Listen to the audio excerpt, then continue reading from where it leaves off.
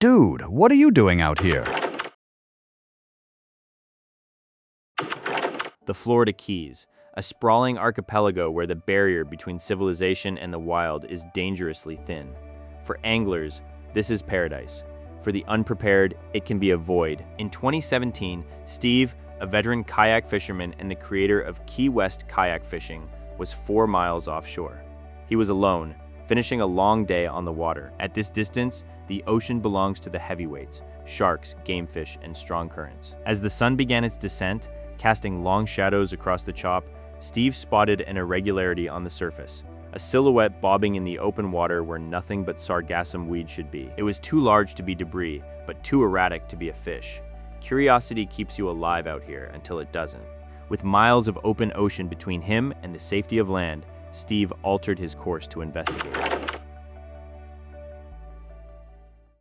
As the kayak cut through the waves, Steve's brain tried to categorize the shape: spines, ridges, green and gray. His first assessment was logical: a palm frond, torn from the shore and drifting on the tide. But as he closed the gap, the object defied the physics of drifting debris. It was moving against the chop. It wasn't a plant, it was a green iguana. Steve slowed his paddle. He stared at the animal and the animal stared back. Two creatures measuring each other across a gap of open water, where neither had any business meeting. The absurdity registered before the danger did. To the uninitiated, this might seem like a novelty, but to Steve, this registered as a displacement that shouldn't exist. Iguanas are strong swimmers, but they are coastal creatures reliant on the warmth of land. 4 miles out in deep saline water, this animal was swimming through a graveyard. All I could see were these long fins. I figured maybe it was a palm frond, but it was alive.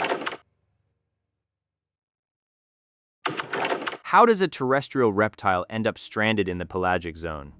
The answer lies in the physics of storm surge. Florida had recently been battered by a massive storm system, one that coincided with an astronomically high king tide cycle. When those combined floodwaters receded, they didn't just drain, they rushed. The ebb current acted like a conveyor belt, dragging debris and wildlife miles out to sea. This iguana hadn't swum here. It had been abducted by the ocean. The animal was exhausted. The current was pushing it further east, toward the Atlantic, where fatigue and cold would eventually pull it under without witnesses. Steve realized he wasn't just observing nature, he was the only thing standing between this creature and the end. Steve made a decision. He pulled alongside the reptile. Dude, what are you doing out here? You lost or what? It was a moment of absurdity in a dire situation, but the iguana seemed to understand the calculus of survival. It didn't swim away. It turned toward the kayak. The animal attempted to board, scratching at the smooth hull, but its muscles were failing. It slipped. Steve knew he had to bridge the gap without startling the creature into a final, fatal panic. He extended his paddle, sliding the blade beneath the animal's belly. A makeshift life raft. The iguana paused. It rested its weight on the paddle, gathering the last of its strength. Then, with a slow, deliberate heave, it pulled itself up the shaft and onto the rear support beam. It sat there, perched on a cooler, looking back at the miles of water that had almost killed it. The rescue was only half complete. They still had 4 miles to cover, and the sun was failing.